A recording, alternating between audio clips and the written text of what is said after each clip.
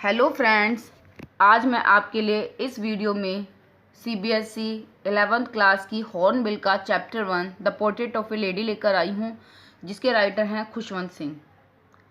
और इस चैप्टर में जो नरेटर हैं वो अपनी ग्रैंड मदर के बारे में बताते हैं कि उनकी ग्रैंड मदर कैसी थी। वो उनके फिजिकल अपीयरेंस के बारे में बताते हैं, वो उनकी हैबिट के बारे में बताते हैं, नेचर के बारे में बताते हैं और अपने ग्रैंडफादर के बारे में भी बताते हैं। वो अपनी ग्रैंड मदर के बारे में नरेटर बताते हैं कि उनकी जो दादी थी वो एक छोटे कद की लेडी थी और झुकी हुई थी, और वो एक हाथ कमर पर रखकर और एक हाथ में रोजरे की माला जपती रहती थी। उनके लिप्स हमेशा प्रेयर में मूव करते रहते थे। वो एक रिलीजियस लेडी थी। वो एक पीस और कंटेंटमेंट का सिंबल थी। दादी जो थी वो बिल्कुल 20 साल से ऐसी ही नज़र आ रही थी, ओल्ड एज की, और उनके चेहरे पर रिंकल्स थे। दादी के साथ साथ जो नरेटर हैं वो अपने दादाजी के बारे में बताते हैं कि उनके दादाजी का फ़ोटो ड्राइंग रूम में लगा हुआ था, और जिन्होंने पगड़ी पहनी हुई थी और जिन्होंने ढीले ढाले उनके गारमेंट्स थे, कपड़े थे, और इसके अलावा वो लंबी सी उनकी दाढ़ी थी, सफ़ेद दाढ़ी थी। अब आते हैं उनके हम फ्रेंडशिप के बारे में। जो नरेटर हैं वो अपनी दादी की फ्रेंडशिप के बारे में बताते हैं कि उनके पेरेंट्स जो थे, जब शहर में, सिटी में सेटलमेंट नहीं हुआ था जब तक उनका, तो वो उन्होंने दादी के पास उन्हें गांव में छोड़ा हुआ था। वो दादी के साथ रहते थे और दादी और उनके बीच में एक गहरी फ्रेंडशिप थी। नरेटर की जो दादी थी वो उन्हें सुबह सुबह उठाती थी, तैयार करती थी और उन्हें एक वुडन स्लेट देती थी जिसे वो येलो चौक से प्लास्टर करती थी, और इसके बाद उन्हें एक अर्थन इंक पॉट देती थी और रेड पेन देती थी, और स्टील चपाती देती थी जिस पर बटर लगी होती थी और शुगर। इसके साथ साथ वो दोनों जाते थे, वो नरेटर जो थे वो अपने स्कूल जाते थे और दादी टेंपल जाती थी। स्कूल और टेंपल बिल्कुल आपस में अटैच थे। नरेटर को और उनके साथियों को, जितने भी बच्चे थे, प्रीस्ट वहाँ पर अल्फ़ाबेट्स पढ़ाते थे और मॉर्निंग प्रेयर उनसे कराते थे। मॉर्निंग प्रेयर रिसाइट करते थे बच्चे, और दादी बैठकर वहाँ पर स्क्रिप्चर्स पढ़ती थी। दादी वहाँ पर बैठकर जो है होली बुक्स पढ़ती थी, किताबें पढ़ती थी जैसे गीता, और इसके अलावा दादी रोजरी की माला भी जपती थी। और जब वो उनका काम हो जाता था तब वो वापस घर आते थे, और जो दादी थी अपने साथ में जो स्टील चपातीज़ लेकर जाती थी जिन पर बटर और शुगर लगा होता था। कुत्ते लालच के लिए, मतलब को रोटी के लिए, उनके पीछे दौड़ लगाए लगाए घूमते थे और घर तक उन लोग का पीछा नहीं छोड़ते थे, और डॉग्स जो थे वो आपस में भी लड़ते थे। ये थी हमारी गांव की बातें जो नरेटर ने हमारे साथ शेयर करी। अब आते हैं हम उनके सिटी, जब वो सिटी में शिफ्ट हो जाते हैं।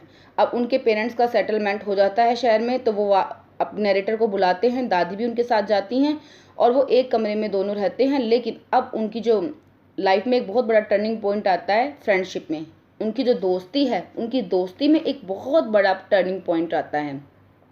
नरेटर जो कि दादी के साथ गांव वाले स्कूल में साथ साथ जाते थे, साथ साथ आते थे, लेकिन यहाँ पर दादी घर पर अकेली, मतलब दादी घर पर रहती थी, और जबकि narrator school, English medium school में जाते थे, बस में बैठकर जाते थे और साइंस की पढ़ाई पढ़ते थे, इंग्लिश की पढ़ाई पढ़ते थे, आर्किमिडीज के प्रिंसिपल पढ़ते थे और ग्रेविटेशनल थ्योरी पढ़ते थे और अर्थ इज़ राउंड, इन सब के बारे में पढ़ते थे। दादी उनसे उनकी पढ़ाई पूछती थी, वो बताते थे, तो दादी को कुछ समझ में नहीं आता था। इसके साथ ही उन्होंने बताया कि उन्हें म्यूज़िक के लेसन्स भी दिए जाते हैं, म्यूज़िक की पढ़ाई भी कराई जाती है। दादी को बिल्कुल पसंद नहीं था कि म्यूज़िक, जो जेंटलमैन होते हैं उन्हें कभी भी म्यूज़िक की पढ़ाई नहीं पढ़ानी चाहिए। ये जो है ये तो एक बैगर्स के लिए होता है, मीन्स बैगर्स और हार्लेट्स। ये तो अच्छे लोगों की पहचान नहीं है कि अच्छे लोगों को संगीत सिखाया जाए। बच्चों को कभी भी या किसी अच्छे लोगों को कभी भी संगीत नहीं सीखना चाहिए। अब आते हैं एक और टर्निंग पॉइंट उनकी लाइफ में आता है जब नरेटर यूनिवर्सिटी पढ़ने जाते हैं। अब उनको एक अलग कमरा दिया जाता है, उनके बीच बहुत ही कम अब डायलॉग्स होते हैं, कन्वर्सेशन होता है। अब वो नरेटर, दादी दिन में क्या करती हैं, वो दिन में चरखा भी चलाती हैं, चिड़ियाओं को दाना डालती हैं। दादी के जो फ्रेंड थे एनिमल्स में, बर्ड्स में, वहाँ पर वो गांव में कुत्ते थे और यहाँ पर चिड़िया थी जिनको वो रोटी के टुकड़े डालती थी। यहाँ पर थाउजेंड ऑफ बर्ड्स आती हैं जो पूरे आंगन में बैठती हैं और दादी उनको दाना डालती हैं, और इसके अलावा वो चरखा काटती रहती हैं और थोड़ी सी दिन में नींद भी लेती हैं, मतलब रेस्ट भी करती हैं। और वो कभी भी चिड़ियाओं पर गुस्सा नहीं होती, वो चिड़िया उनकी बेस्ट फ्रेंड बन जाती हैं। अब नैरेटर हायर एजुकेशन के लिए यूनिवर्सिटी जाते हैं और दादी उन्हें छोड़ने स्टेशन तक जाती हैं, लेकिन वो कोई भी अपनी इमोशंस नहीं दिखाती, ना तो वो रोती हैं, वो सब सिर्फ उनको किस करती हैं उनके फोरहेड पर। अब नरेटर 5 इयर्स के बाद जब एब्रोड से वापस आते हैं, विदेश से वापस आते हैं, तो दादी के बिहेवियर में एक चेंज हो देखते हैं कि दादी शाम के समय इवनिंग टाइम में जो आसपास की लेडीज़ को इकट्ठा करती हैं और वॉरियर सॉन्ग गाती हैं और पुराना ढोल बजाती हैं।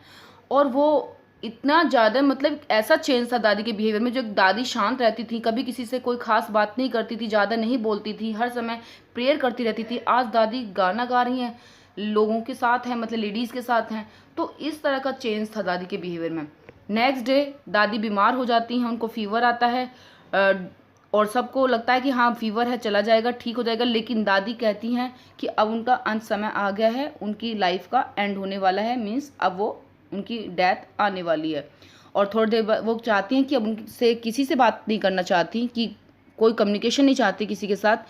और वो उनके लिप्स मूव करते रहते हैं प्रेयर में और हाथ, लेकिन थोड़ी देर बाद उनके हाथ से रोजरी की माला छूट जाती है, उनके लिप्स मूव करना बंद कर देते हैं, मीन्स दादी मर जाती हैं। इसके बाद जब नैरेटर की फैमिली उनके अंतिम संस्कार की, फ्यूनरल की तैयारी करते हैं, क्रीमेशन की तैयारी करते हैं, तब देखते हैं कि आस पास उनके आंगन में 1000 ऑफ स्पैरोज आती हैं, जो कि वही स्पैरोज जो कि दोपहर के समय आती थी, जब दादी के साथ, जब दादी चरखा चलाती थी और दादी मतलब उनको दाना डालती थी। दादी उनको डांटती भी नहीं थी, लेकिन आज वो दादी की डेथ पर शोक व्यक्त करने आ रही है वहाँ पर, टू एक्सप्रेस सोरो। तो किस तरीके से देखिए, एक जो एनिमल बींग्स हैं, बर्ड्स बींग्स हैं, उनके अंदर भी कितनी इमोशंस हैं, कितनी फीलिंग्स हैं उनके अंदर भी, कि वो उन्हें लगा कि आज उनकी कोई दोस्त चली गई, कोई उनकी फ्रेंड चली गई।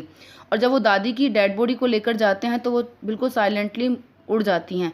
जो नैरेटर की मदर हैं वो उनको ब्रेड के छोटे छोटे पीसेस डालती हैं, लेकिन वो एक भी पीसेस नहीं देती। लास्ट में जो होता है, जो स्वीपर आता है, उनको साफ कर कर वहाँ पर स्वीप करके उनको डस्टबिन में डाल देता है।